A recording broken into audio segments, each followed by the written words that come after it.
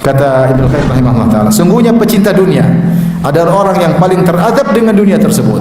Dunia yang dia cinta itu mengadab dia. Kok bisa mengadab dia? Itulah tadi Allah berfirman dalam surat At-Taubah, "Fala tu'jibuka amwaluhum wala auladuhum, innama yuridullahu liyu'adzibahum biha fil hayatid dunya." Jangan kau terpesona dengan harta mereka, orang munafikin, apalagi orang kafir. Jangan terpesona dengan anak mereka. Sungguhnya Allah ingin mengadab mereka dengan harta mereka di dunia. Allah adab di dunia. Ya. Bagaimana cara Allah mengadab mereka dengan harta mereka? Ibnu Qayyim menjelaskan, orang yang paling teradab dengan dunia adalah pecinta dunia.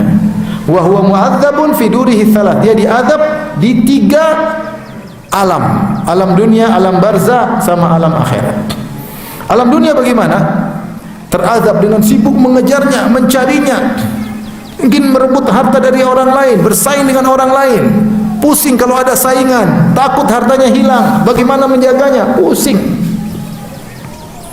Mikir terus. Si miskin jam 9 malam sudah tidur, dia jam 12 masih sibuk. Sibuk.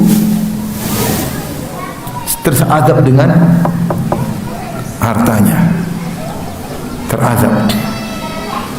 Dia sudah dapat, tidak puas, masih pingin lagi. Tamak, masih pingin lagi. Sudah dapat cita-citanya, belum puas, pingin lagi yang lain, tidak pernah puas. Kalau sudah dapat, takut hilang, bagaimana? Muncul ada orang punya usaha baru, aduh, ini saingan kita harus begini. Setengah mati, terazab. Diadab dengan hartanya.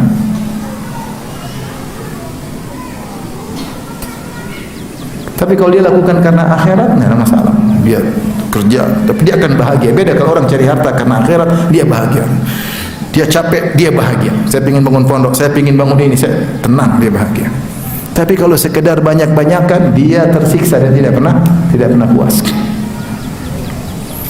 Sama kalau sudah bicara jabatan, orang kalau menjabat karena Allah untuk kesuksesan bangsa dan negara, karena Allah dia akan bahagia.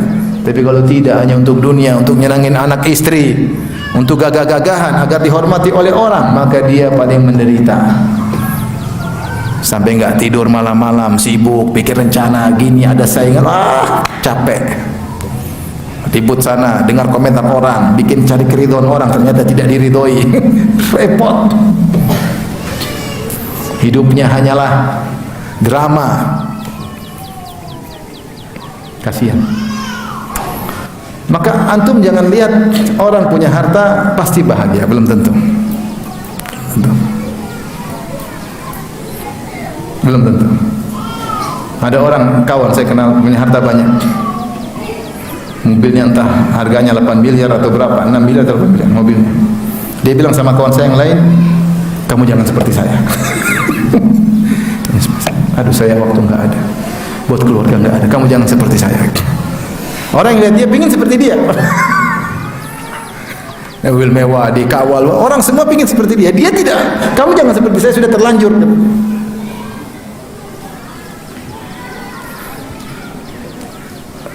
Makanya jangan kita hanya lihat kenikmatan yang dia miliki, kita lihat apa yang Allah ambil dari dia. Dia tersiksa. Waktu untuk keluarga enggak ada, waktu anak-anak tidak ada. Ya. Kegelisahan hatinya, ekonominya bagaimana? Selalu lihat nilai saham, pusing. Gimana kalau naik, gimana kalau turun? Pusing. Ada saingan muncul, gimana hartanya kalau ini? Perubahan politik bisa merubah kebijakan. Mikir. Ini semua kalau untuk akhirat tidak ada masalah, dia pasti bahagia. Tapi kalau hanya sekedar dunia untuk banyak-banyakan, riya'an wa mufakharatan fahuwa fi sabilis syaitan. Dia cari harta untuk bangga-banggaan, untuk banyak-banyakan, dia di jalan syaitan, hanya menjauhkan dia dari rahmat Allah Subhanahu wa taala, maka dia tersiksa dengan harta tersebut. Kata Ibnu Qayyim rahimahullah taala, dia tersiksa di dunia. Kenapa? Dia sibuk mencarinya, sibuk banyak pikiran, waktu letih mengejar yang tidak pernah selesai. Adapun di alam barzah, bagaimana dia menderita? Dia menderita karena yang dia cintai terpisah darinya. Mobil mewah sudah dia beli, rumah mewah yang begitu indah, jabatan yang dia miliki, tiba-tiba dia terpisah dari semua itu. Sedihnya luar biasa. Terpisah dari yang dia cintai. Beda kalau orang ingin akhirat, maka dia bahagia. Dia menuju alam baru yang dia lebih cintai daripada dunia. maka akhirnya timbullah penyesalan wal hasrah. Dia terpisah ya dari apa yang dia cintai, yang tidak mungkin berkumpul lagi selama-lamanya, dan tidak ada yang menggantikan apa yang dia cintai di alam barzakh tersebut. Tidak ada yang menggantikannya ya. Maka ini adalah orang yang paling tersiksa di kuburannya. Maka dia mengalami penderitaan, kegelisahan, kesedihan, penyesalan dalam ruhnya, sebagaimana jasadnya dimakan oleh ulat, dihabisi, ruhnya juga dihabisi oleh kesedihan, kegelisahan, gundah gulana, penyesalan yang selalu menyiksa ruhnya. Ini kata Ibnu Qayyim rahimahullahu taala. Adapun di akhirat ya, tentunya dia akan dihisab oleh Allah. Kata Nabi sallallahu alaihi wasallam, innal mukthirina humul aqalluna yaumal qiyamah. Sungguhnya orang-orang yang punya harta yang banyak, mereka adalah orang-orang yang sedikit pahalanya pada hari kiamat kelak. Kenapa harta terlalu banyak? Kalau bukan karena Allah, kecuali orang yang sedekah sana, sedekah sini, sedekah sana, sedekah sini, kata Nabi sallallahu alaihi wasallam.